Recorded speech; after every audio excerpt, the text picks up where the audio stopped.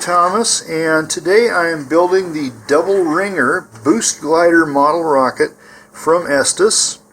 This is actually an easy to assemble rocket. It'll go together in less than an hour, and it's a nice entry into boost gliders where we boost up the rocket during flight, and then at apogee and ejection it releases gliders here. Now, Estes has used the same concept for several kits.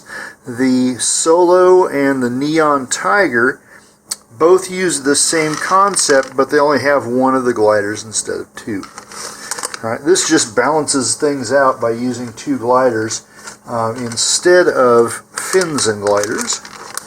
So we'll go ahead and open this guy up and find our instructions here. Alright, we're going to check our parts list. Alright, we have a nose cone, a body tube, and installed on the body tube already is the launch lug and the shock cord. Right, we have two large rings. These will be the basis of the gliders. And then in a small parts package here we have the engine mount and the base for the nose cone, the motor retainer nut, the parachute, and the fins slash glider mounts. And then this is just a reinforcement for the launch lug.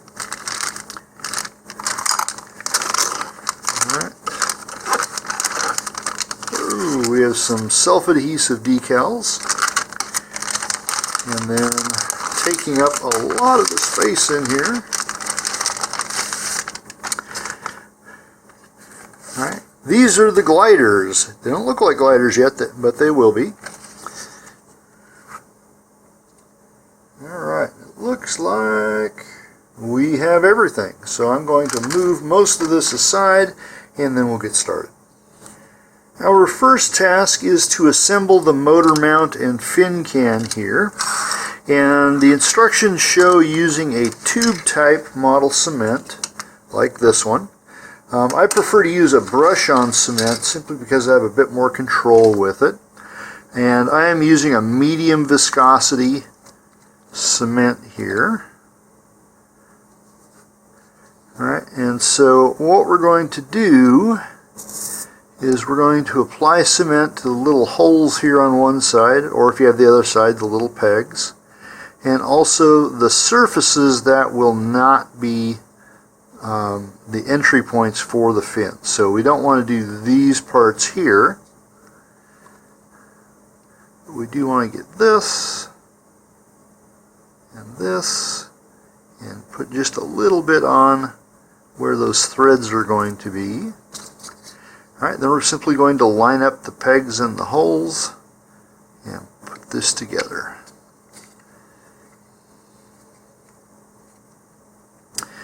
Okay, now I'm going to hold this for about 30 seconds and then set it aside to dry, and then we'll be back.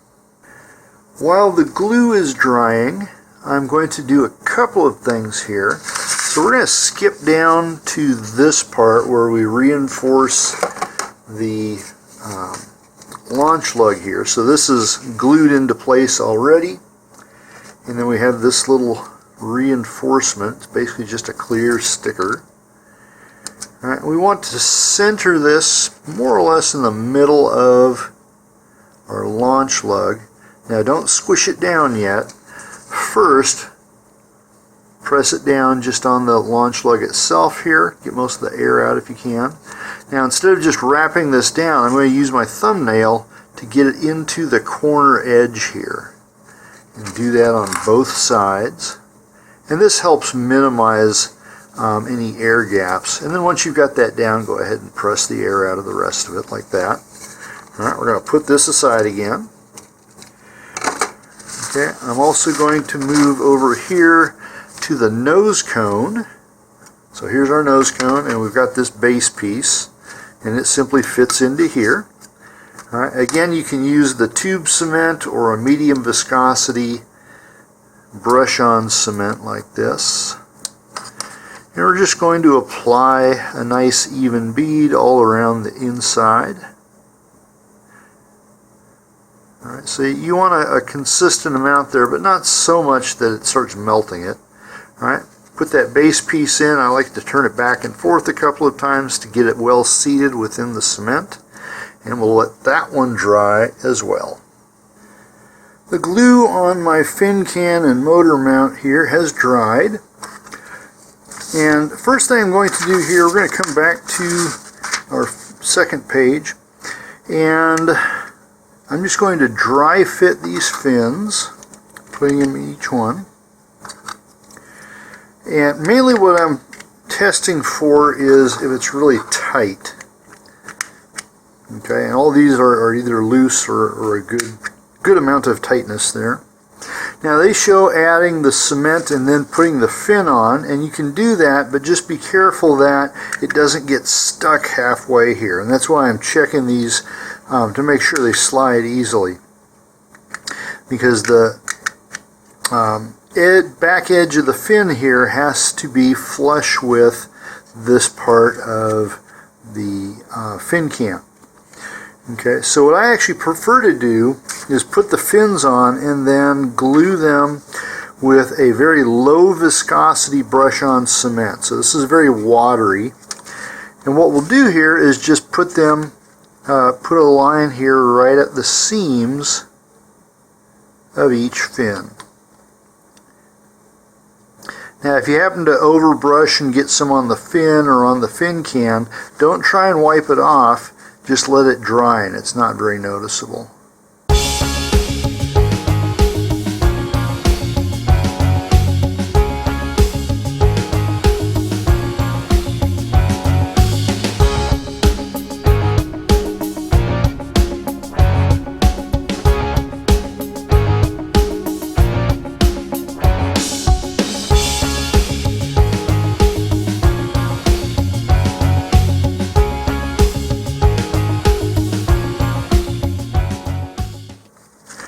Alright, and one other thing I'm going to check here is to make sure my motor retainer fits well. It does. I'm going to back this off again just in case I have some glue that got down in here. We don't want to glue this on. Alright, I'm going to set that aside to dry for a few minutes, and then we'll come back to attach it.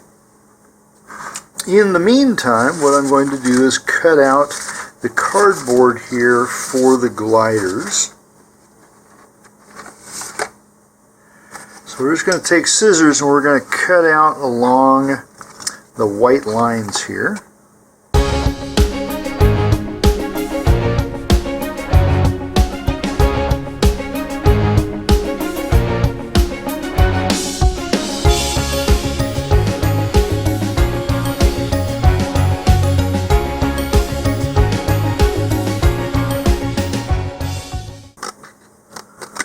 Alright, so there's one. I'm going to do the exact same thing to the second piece of cardstock here, but I'll do that off camera and come back.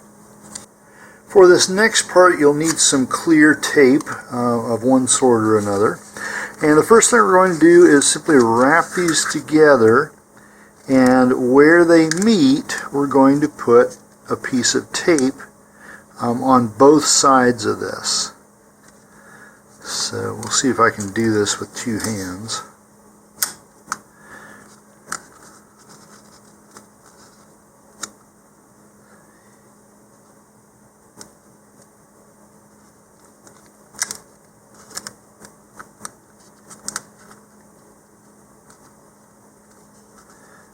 Okay. Now I've got a little bit extended over there. You can just take your hobby knife and cut that away. You need to. Alright, then we're going to put another piece on the back of that, so on the inside surface.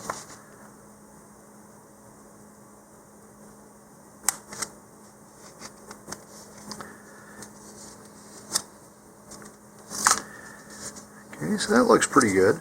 We'll do the same thing once more with the other glider. And it doesn't matter which way you fold this. I'm just going with whatever its prone to do.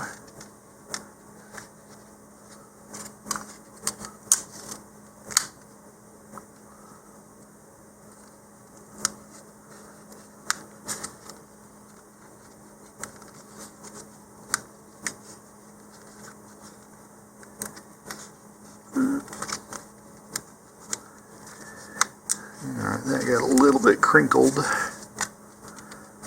Just push the air out. And again, I've got a little bit hanging over here that I can just remove carefully.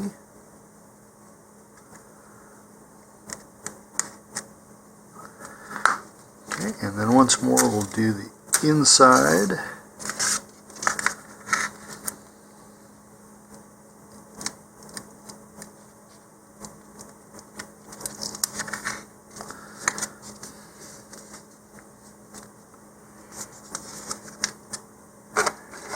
Okay, next we're going to take the rings here, and this edge going around is meant to fit inside this. Okay, and the low spot here, so this curvature should be along here where the shortest part is centered between the two holes there. Alright, then this should just slide right into place, like that. Okay, now there is a little mark here, and our seam should align with that mark. Alright, then we're going to put some clear tape along the inside so that it overlaps both the cardboard and the plastic of the ring.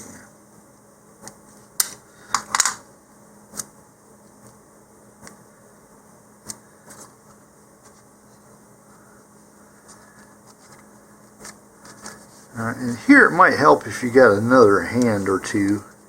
Find yourself a helper. Right now all of my helpers are studying for finals.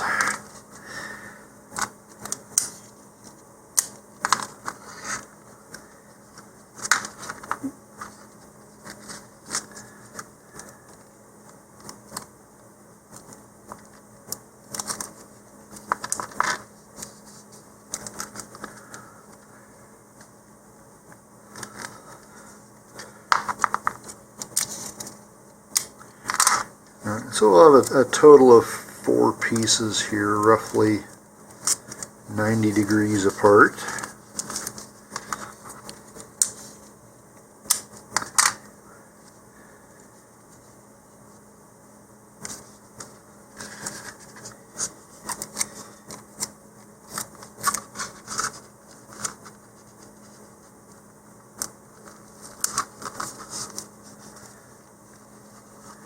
Alright, so that's one glider there. I'm going to do the same thing with the other glider, but do it off camera and come back. Here are my 2 completed gliders, and of course I had to test them by throwing them down the hallway. These are not the soaring, graceful type gliders, but they do glide and will come down to the ground a little bit slower than the rest of the rocket at least. At this point we're ready to put the fin can together with the body tube. Okay, now this is the aft end, the rear end of the rocket that has the launch lug toward it. Okay, we're just going to do another dry fit here quickly, just to make sure everything goes together.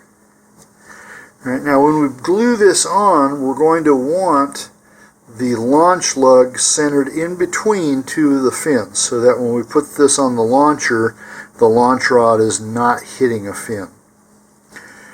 Okay, now again, the instructions show using a tube type plastic cement, which I will probably do for this one. My preference is to use a gel type super glue whenever I've got unlike surfaces like plastic to cardboard, but I'm currently out of that.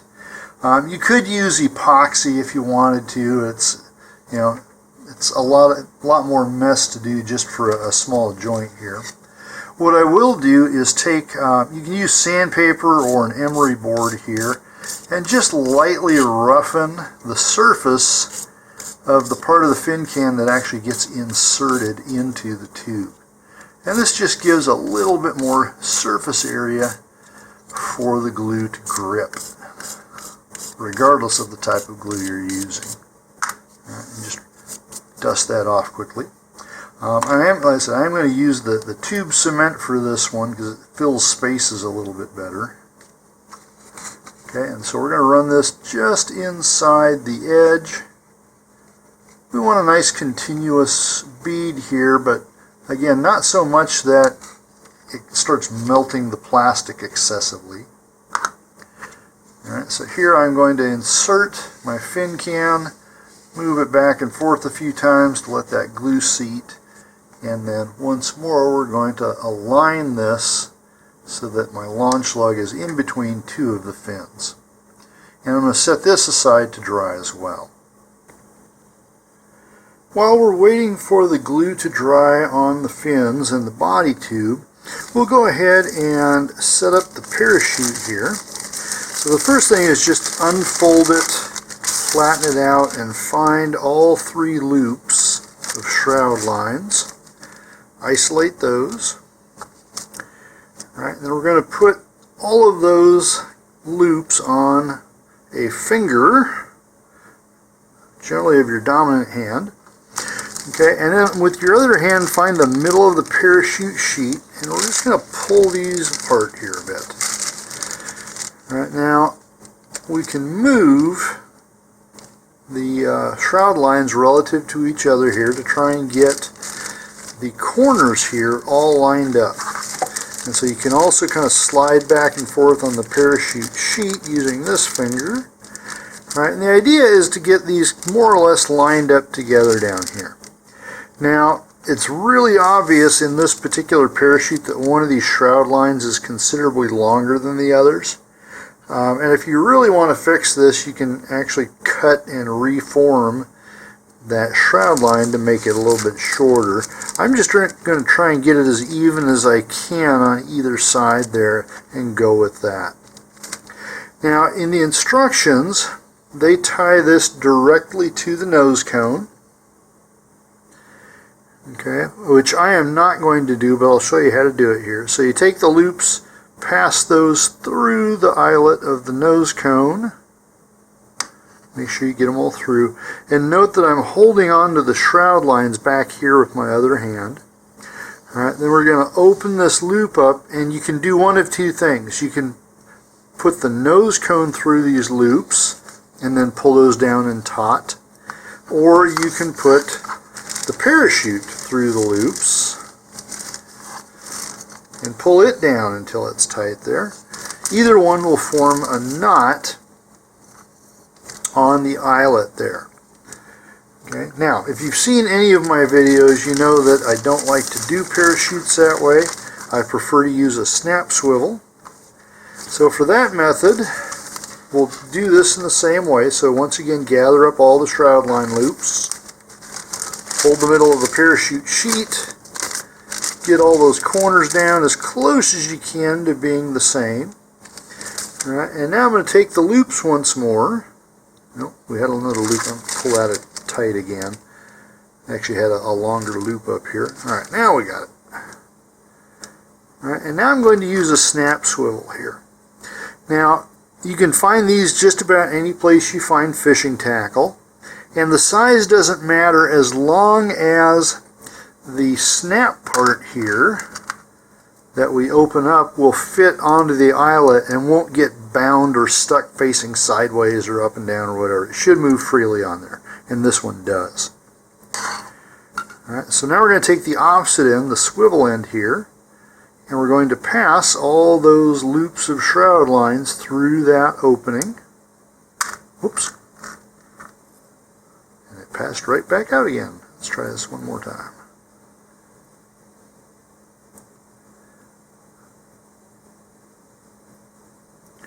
Alright, then we're going to regain those loops once more, like we did if this were the nose cone.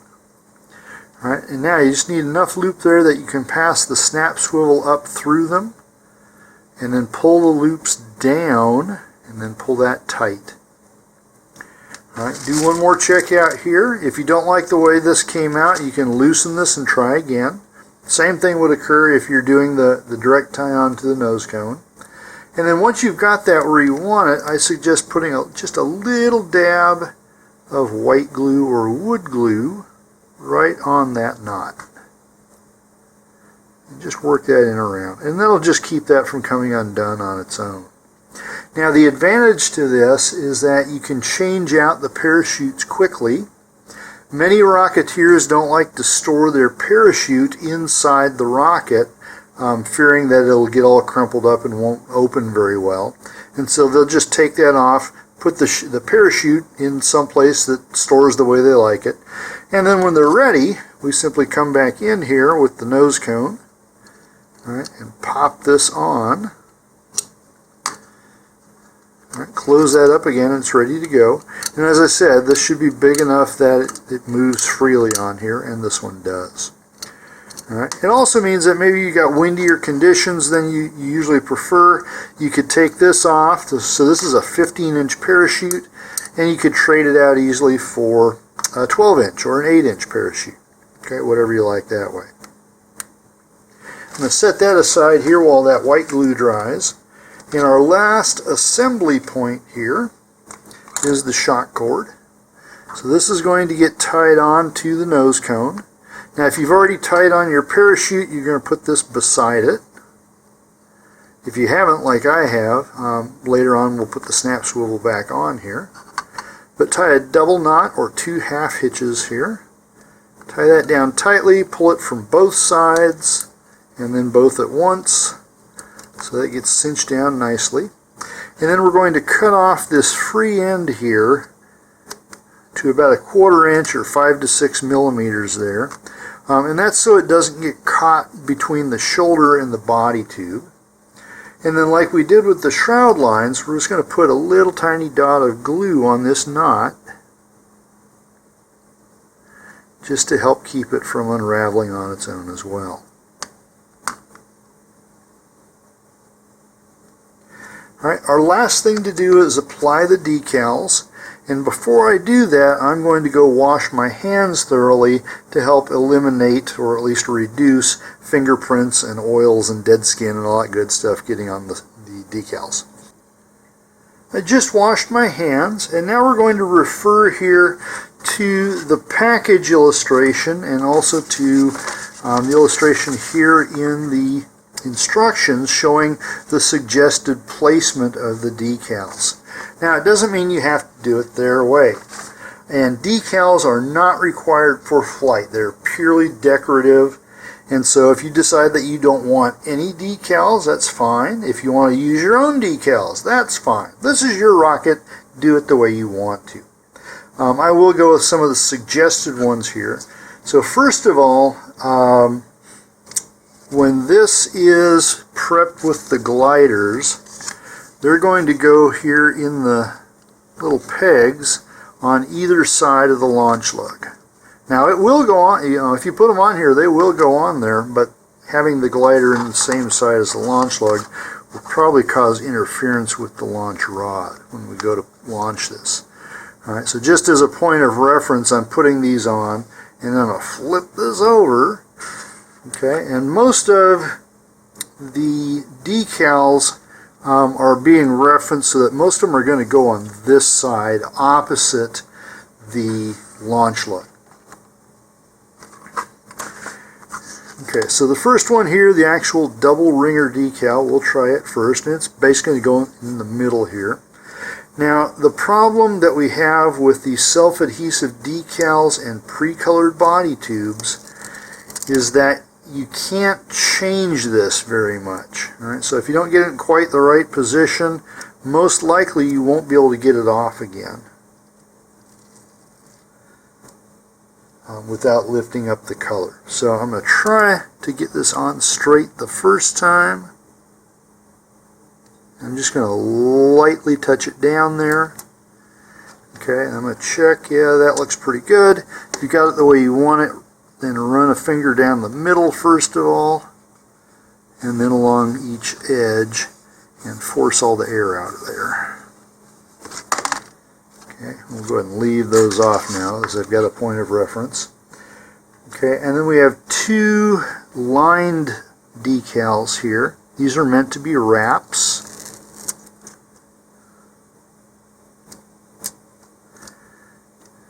And you can orient them in either way with the thicker bar at the edge or toward the inside, doesn't matter. Alright, so one's going to go along the aft edge here. And I start these on the side that has the launch lug, so if I make a mistake, you're not going to be able to see it very well from the launch pad. And that's really all that matters. How good do you look on the pad? Alright, I'm holding some tension on this as I bring it around, and if I got it perfectly, they overlap just like that. Okay? Nice job, me. Doesn't always happen that way. Alright, now I'm going to do the same thing up here with the other one. And here I'm going to use the edge of the body tube as my placement guide. So I'm just going to leave like a millimeter of space there from the edge, and then the same way I'm going to apply tension and wrap this around. And if all is well in the universe, that one didn't quite match up, but it's pretty good.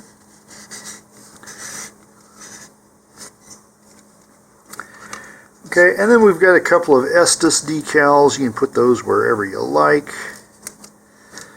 Alright, so the illustration has one down here.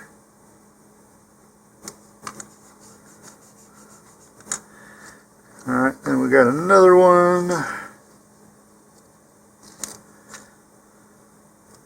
I'm going to flip this around and put it on the launch lug side. So otherwise it feels neglected.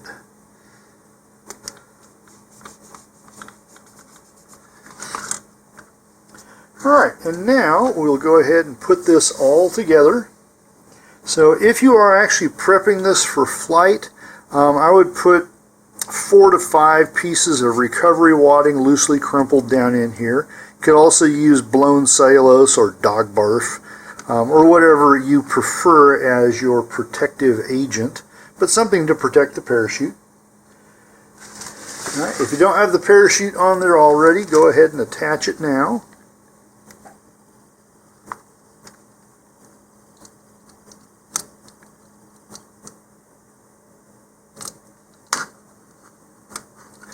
Okay, and again, that should move freely there, and it does. Now we're going to fold the parachute. And my current favorite way to do this is to fold the parachute in half so that each corner overlays its opposite.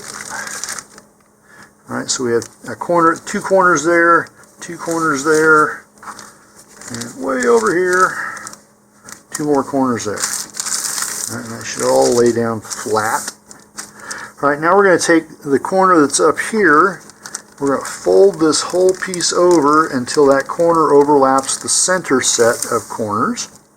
We're going to do the same thing from the other side, overlapping the corners there. So now all the corners are right here, and we've got something that looks like a kite. Alright, now we're going to take about the halfway point of our shroud lines here and just bring those up along the middle of our kite. Right, these are really springy shroud lines today. Okay, if you have a snap swivel, it should be hanging right about here. If you don't, leave about an inch or so of shroud lines coming out. Now we're going to take this edge, fold it over the shroud lines toward the middle. Alright, we've got a few poking out there. We'll stuff those back in. Alright, fold the other edge over so that now our kite has become a spike. Take the tip of the spike, fold that in half so that now it's over the corners. All right, and then either fold or roll the edges inward so that we get this nice cylinder. All right, take the shock cord and just stuff it down inside. All right, again, if you're prepping for flight, your wadding should already be down there. And then we're going to slide our parachute in, and all this should go relatively easily. There shouldn't be any catches in there. Alright, and then get the last bits of stuff in, slide the nose cone in, making sure that we don't get shock cord or parachute shroud lines or snap swivels caught between the shoulder and the body tube. Alright, now we're going to give this a little shake. That should not happen. Okay, so your nose cone should not be able to shake out when you do that. If it's doing so, go ahead and add a little bit of masking tape to the shoulder. So we're not taping the nose cone onto the body tube. We're just increasing the diameter and friction here on the shoulder. And I start with about half a circumference, and then if you need more, you can add it. Alright, so once more, we're going to stuff those bits in. Alright, put in our nose cone and give it another shake. Okay, looks like it needs just a little more. Alright, so I'll put on that other half of a circumference here. Alright, or you can peel it off and get a longer piece of tape, whatever you want. Alright, try this again. Stuff everything back in there. Hit the camera bracket, that's optional. Alright, one more time we're going to shake this, alright, and that's better, but it should still come out with just a minimum of effort there. Okay, now keep in mind that changes in temperature and humidity will change how the body tube and nose cone interact with each other. So it may get bigger or smaller, so you should check this before every launch. Alright, and then the final step here, almost final step, is we'll add the two gliders, one on each side. It's getting a little ungainly. Okay, and then if you're preparing for launch, your motor should go up in there, and then a retainer just screws on. Alright, and then that kind of hangs like this. You'll need a standoff when you go to launch this, because these guys hang down quite a bit. You might also want to consider a little bit longer launch rod. So the ones that come with most Estes launchers are 3 feet. You might want to get a 4-foot one. Alright, but now if we go from, move things out of the way here. Alright, so from nose to body to gliders and fins, that's our double ringer. I hope you had a fun time building this with me. Have a great launch and a safe recovery, and please stay tuned for more of my videos.